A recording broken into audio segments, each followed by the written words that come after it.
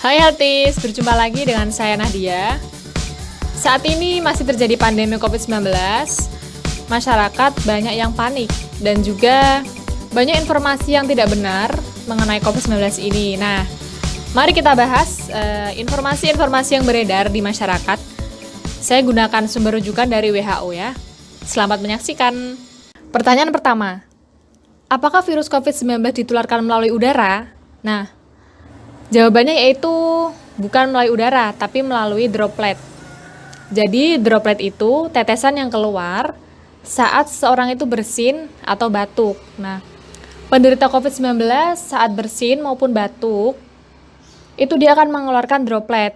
Apabila droplet tersebut dihirup oleh orang yang sehat, maka orang yang sehat tersebut bisa terinfeksi virus COVID-19. Hal tersebut juga menjadi jawaban kenapa orang yang sakit diwajibkan untuk menggunakan masker. Ya karena itu, agar dropletnya ini tidak menyebar ke orang yang sehat. Dan juga hal ini menyebabkan pemerintah lagi gencarnya mensosialisasikan social distance, yaitu jarak antara orang dan orang yang lain itu minimal 1 meter. Hal ini tentu bertujuan agar orang yang sehat ini agar tidak tertular COVID-19. Selanjutnya, droplet tersebut tidak selamanya melayang-layang di udara, tapi dia akan jatuh dan menempel di meja, kursi, maupun benda-benda lain.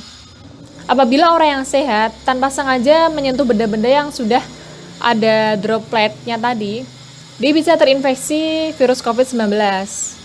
Makanya, penting bagi kita untuk selalu mendisinfektan benda-benda di rumah. Karena kita tidak tahu orang yang berkunjung ke rumah itu apakah dia membawa virus atau tidak.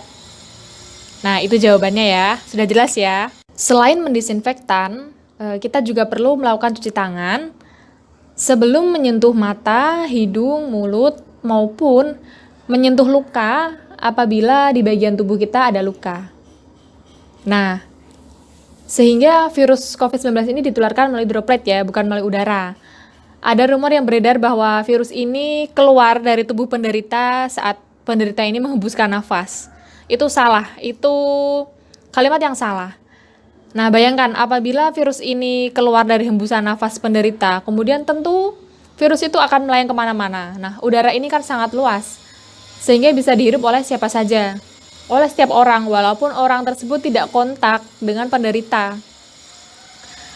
Nah, kalau misalkan hal itu yang terjadi, WHO tidak akan merekomendasikan untuk melakukan social distance.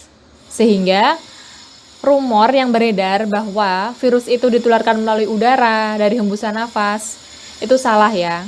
Karena virus COVID-19 ditularkan melalui droplet. Pertanyaan kedua, apakah virus COVID-19 ditularkan oleh hewan peliharaan? Nah, WHO menjawab bahwa hewan peliharaan seperti anjing, kucing, kelinci itu tidak menularkan virus COVID-19. Nah, virus COVID-19 ini seperti yang tadi saya jelaskan, ditularkan melalui droplet penderita.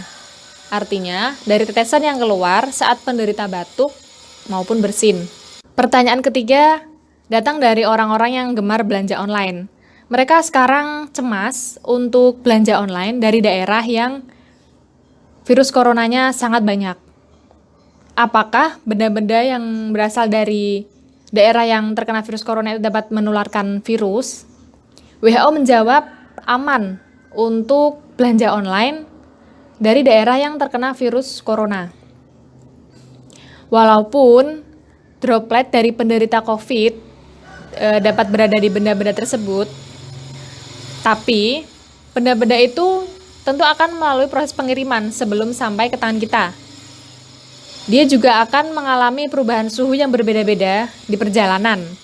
Sehingga WHO mengatakan bahwa resiko penularan virus COVID-19 dari benda-benda tersebut itu sangat rendah.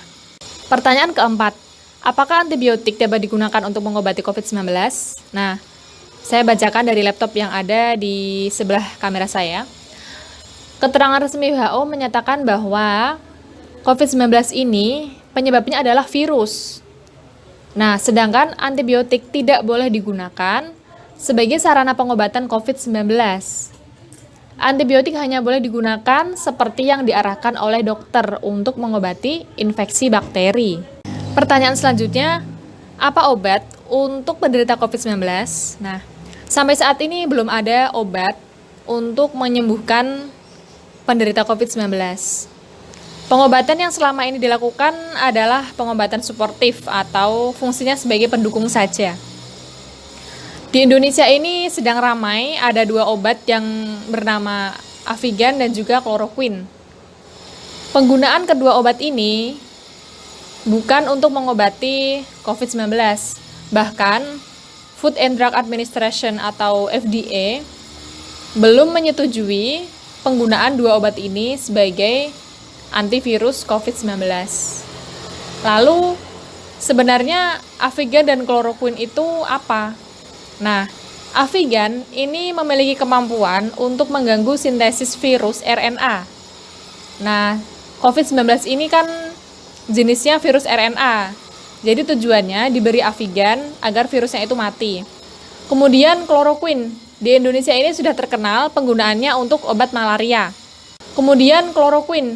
Di Indonesia ini sudah terkenal penggunaannya untuk obat malaria. Nah, saat virus COVID-19 ini akan masuk ke tubuh seseorang, dia harus berikatan dengan enzim protein yaitu ACE2. Chloroquine ini bisa mengikat ACE2 tersebut sehingga tidak bisa diikat oleh virus COVID-19. Itulah alasan mengapa 2 obat itu sekarang sementara digunakan sebagai pengobatan bagi penderita COVID-19. Semoga kedepannya kita bisa menemukan obat untuk penderita COVID-19 dan tidak ada lagi pertambahan jumlah penderita COVID-19 khususnya di Indonesia ini. Sekian dari saya, semoga bermanfaat. Terima kasih.